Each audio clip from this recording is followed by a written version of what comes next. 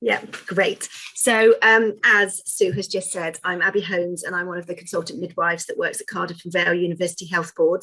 And I have an absolute passion for pelvic floor health and pelvic health. And I usually give presentations like this, which some of you might have seen, of me bouncing around on a stage and getting you all to participate in pelvic floor exercises. So I am going to do my best to recreate that for you here and now virtually. So there are some videos to entertain you whilst we do this. So a little bit of background about myself. First of all, I'm a mother. I'm a mum of two beautiful girls who you can see on my screen there. I'm a consultant midwife, and midwifery has been my passion for such a long time now, coming to just gone by my 20-year anniversary. Sadly, COVID prevented my reunion, but hopefully that will happen soon. And then as you can see in these bottom images, I spend some of my time with pregnant ladies, encouraging them to be healthy and active during their pregnancies, and guiding them through safe activities in pregnancy. And the way I've kind of built up my catalogue of knowledge is by working with the Royal College of Midwives. We've got the Royal College of Obstetrics and Gynecology, who publish our guidance on how women should be exercising in pregnancy and in the postpartum period. We've also got the ACOG, which is the American Society, which was slightly more advanced or ahead of the British Royal College. And then I also have some connections with the Masick charity. And I don't know if any of you watching have even heard of one of their ladies that accesses their charity, tell you their story. Well, that is one of the things that got me hooked onto caring for ladies that have these pelvic floor traumas, because they are life-changing disorders that seem to have become almost mainstream and accepted. So, which isn't acceptable, and I will be talking a little bit more about that. Oh, sorry, there's some children just arrived home. I do apologise. That will stop in a second. So if we think about the anatomy of the pelvic floor, as you can see from the image that's on your screen, it is a very complex organ. It is a not talked about organ. And when we exercise, it's probably the last thing that's on our mind. But 1 in 10 women will experience some form of pelvic floor dysfunction. This trauma can be to the fascia, to the ligaments, to the pelvic floor muscles, the nerves that are supporting the neck of the bladder, which is our urethras, and also the muscles around our back passages. The good news is the majority of ladies will recover. So that's great. And it's not non-permanent, short-lasting trauma that's happened. The area becomes bruised and then it recovers. However, evidence does show that this is much more prevalent in our older ladies, and also our ladies that have an increased body mass index at the onset of their pregnancy. So this is a really important group. We are seeing the older ladies becoming pregnant, which is absolutely fine. We can care for them, but it's just really important that really before they even think about a pregnancy, they really understand what their pelvic floor is and how they can best care for it. Quite shockingly, the CMO report in 2014, I appreciate, sorry, that's a little bit old, reported that 33% of women were still experiencing urinary incontinence 6 weeks postpartum, and 10% of women were experiencing some form of fecal incontinence. And 10 years later, 20% of women were still reporting incontinence issues. That is 20% of all women living in silence with urinary dysfunction or anal dysfunction. This is morbidity, it's not mortality, but the numbers of women that this is affecting is enormous, and you can never underestimate the physical impact this has on women and the impact on their mental health as well. When their life is changed and they can no longer partake in the activities that they loved before they were pregnant or before they reached the menopausal stages of their lives, you can imagine what an impact that can have. The Birth Trauma Association also has a lot of work around this area and shows that many women report to them bladder and bowel problems. This obviously has an effect on their personal relationships, sexual relationships with a partner in a marriage. It produces very negative body images and produces very low self-esteem for this group of women. And as you can imagine, their mental health then deteriorates.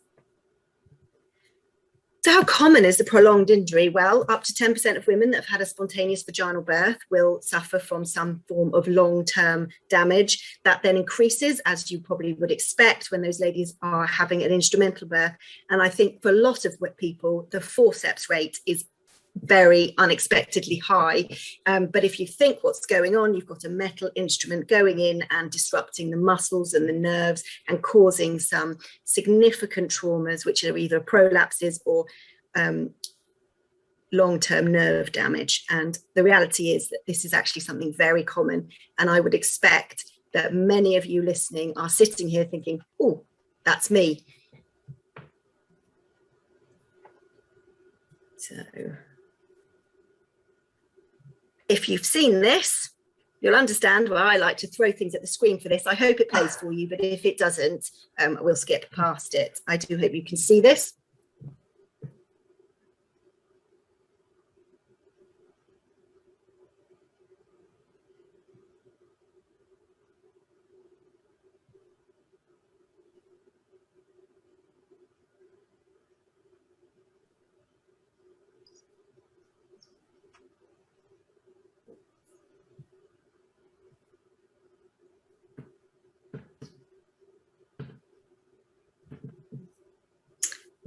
I just need to make sure the next video doesn't play. So to the next slide. Okay, so as you can see, that lady called that her pee pad, and I appreciate she's just an actress, but that type of advert completely normalizes that if a woman goes to the gym and exercises using any form of weight or even body weight exercises, it is perfectly not normal that she might wet herself. But it is okay because she's got a pad on, so that's fine, you can wet yourself. But what message does this really send to the vast majority of women that would access these type of things? It's not normal for your bladder to leak, but Tenor have produced scented pads to at least cover the smell, which again is not acceptable. So when we're thinking about pelvic floor, what should we be thinking about?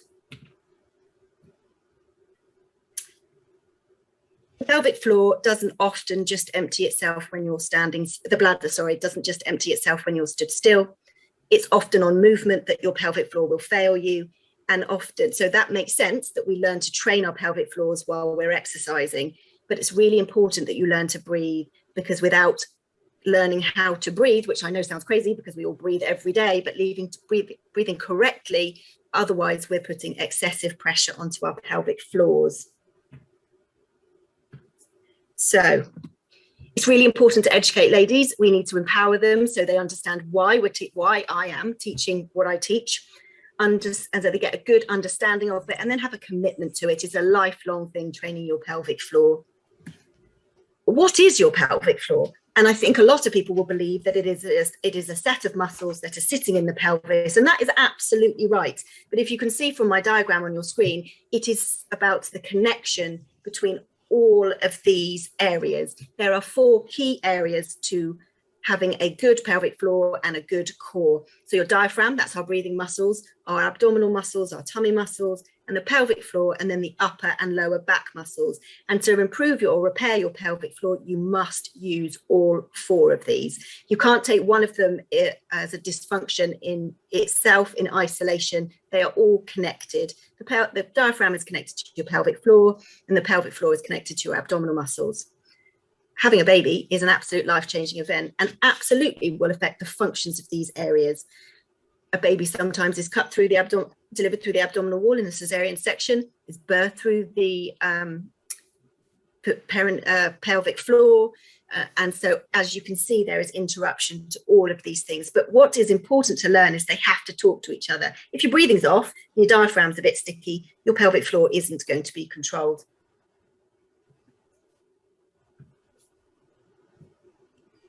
One of the things that we've got available to us is something called the Squeezy app, which I'm sure many people have heard, and it's endorsed by the NHS, and it's an absolute great starting point. But it only teaches you static pelvic floor exercises. It teaches you how to locate your pelvic floor, and it teaches you how to do them. It suggests you do them 3 times a day for a prolonged period of time. Absolutely brilliant. I'm not knocking the Squeezy app at all. However, it teaches stood still in the kitchen, sat in your car, which is great. But actually then when you jump out of your car or you sneeze, that's when your pelvic floor is going to fail you. So those sudden onsets of pressure, intra-abdominal pressure, which is sneezing, coughing and laughing. So I wanted more. I just knew that this wasn't enough for women. So they were still reporting doing all their pelvic floor exercises, but still having these problems. And that's when I came across something called the Bowel Education. And they offer this holistic core restore, which looks at the woman as an entirety. It looks at her whole body to understand what systems aren't working, to enable that pelvic floor to become reactive. So that's the conscious movement of your pelvic floor where you actually clench, and then the unconscious where your body predicts something's going to happen, like you're going to sneeze or you're going to laugh. So your pelvic floor, without you having to control it, activates for you, which as a younger girl, it will do that for you, but then we have to retrain it how to do that later on in life. I can't credit them enough. They're absolutely what's kind of led me into where I've ended up. So how do I teach? As you can see, there's a lovely pelvis with some pelvic floor muscles on your screen there. It's visual. I have to teach the women what's going on in their pelvises. They have to learn to Kegel and Kegel well to understand what the pelvic floor is doing and understand the pelvis. They have to think, what's my coccyx? What's my symphysis pubis? How are the bones in my pelvis going to be connected? How am I breathing?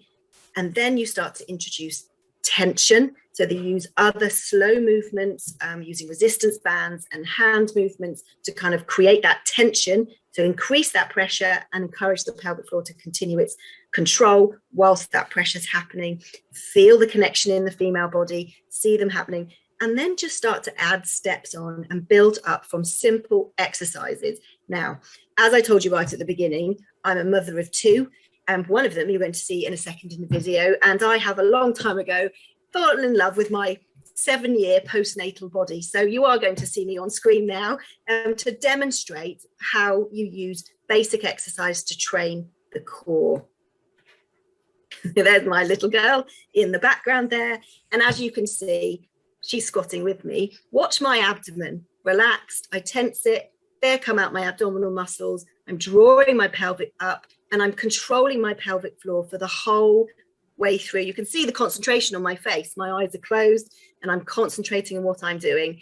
Try not to be distracted by the little one copying me next to me. And this is how I teach my ladies. It's not a piece of paper you can read. They learn through watching what you're doing. So the abdomen is relaxed. Then as you take control of everything, you see the abdominal muscles flatten. You can't see, the pelvic floor is rising up and I'm breathing. You can see the way my breath is blowing out. And this is one of the things that I teach within the classes that I offer. I offer this antenatally and postnatally, and for any ladies really, because we know that the ladies that are accessing gynecological services in the menopausal stages of their life that are having long-term continence issues from simple exercises like this can reduce the impact of a prolapse and certainly gain control of their pelvic floors. So is specialist training really needed? Do you really need to be a women's health therapist, a physiotherapist, a personal trainer that's got those additional qualifications? Well, absolutely. My answer to that is yes. And I would love it to be a format of something that comes within the NHS, that you sign up, you become pregnant or you come for your preconceptional care, and rolled out with that is your physical activity, preconceptionally, antenatally, and then postpartum. And there are other countries that already do this, particularly France. You get a 6 weeks physical activity course after your baby's born to help with your pelvic floor control, which is absolutely amazing. And I hope that we would one day look to mirror that. Why do I think specialist training? So you're going to see me in the gym, and then next you're going to see someone acting with a normal activity, someone that's going into, I'm waffling on here. I am guilty of this. After I had my first baby, I raced back to the gym. I went to an abs blast class and I think I left crying because I couldn't do anything. I had pain and I thought, what is going on with my body? And we all love Joe Wicks. We've all probably stood in our front rooms doing the Joe Wicks, particularly during the COVID, and thought, brilliant, what a great way to get my shape back after I've had my baby. But actually, you can be doing a lot more harm than good. So you'll see in the top, the video that's about to play, normal box jump. If you ever go to the gym, that's what you see. Can you imagine the pressure that is putting on your abdomen and your pelvic floor? And then you can see my alternative, which I would teach someone that's coming into the gym after they've had their baby. Our next one, again, is, I think Gareth is going to burst into life and do some burpees. Again, that jumping, the 2 feet hitting the floor, the abdominal pressure, most women would have had leakage at this point. And if you can see, I'm not putting the pressure out onto my abdomen quite so much with that one. Again, planks. Women love, well, lots of people love the plank. It's a love or hate sort of maneuver. But if you can see the tension in his abdomen, now I know he's got a t-shirt on, but my movements are what would be encouraging pregnant or postnatal women to do. And then the final one, again, burst of energy. You see a jump squat, and then you see me with a weight, just controlling my pelvic floor through the whole way, getting exactly the same workout, but absolutely targeting those areas that I've actually feeling that I've got a weakness. And if you see the 4 exercises that were done by the male in the video, they are what will be in a usual gym class. And most women will just put up with it and go home with a soaking leggings or a never return, or hopefully access a specialist trainer. So yes, that's why it's so important. Just want to get out of the videos. Bear with me while I get onto the next slide.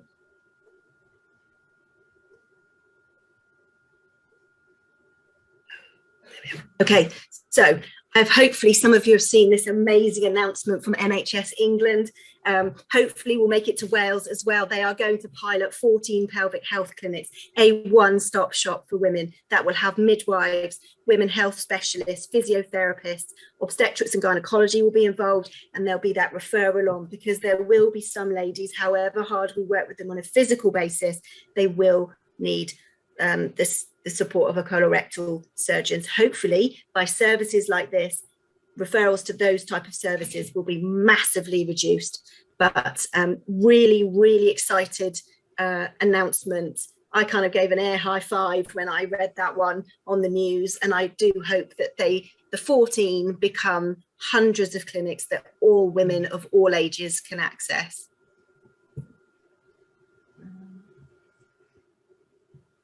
And then my final point is just this. We all come in different shapes and sizes, but it's not normal for us to have urinary and anal incontinence after we have our children or later on in life. I think also we think if you never gave birth to a baby, it's not something that's going to affect you. The hormonal changes that happen when you go to your menopausal stage of life absolutely can lead to weaknesses in these areas. It is something we should be educating our young girls in school. Physical education for girls should incorporate knowing what their pelvic floor is to give them a healthy, happy life, that we no longer hear women saying, after I've had my baby, I don't go on a trampoline anymore because I don't have a baby. I've stopped running. I've stopped weightlifting because my bladder just can't cope with it. And the more we normalize things like that, the more isolated women that are suffering in silence with these conditions. So I have rattled through a presentation. I hope at some point you've all thought, oh, where's my pelvic floor? And at least given it a bit of a squeeze. And even the men that are watching, I think we think it's a female disorder. Men have pelvic floors and it can lead to incontinence for them, sexual dysfunction, and poor abdominal muscles, which is when you get that very distinct bowed abdomen where the abdominal muscles are separating.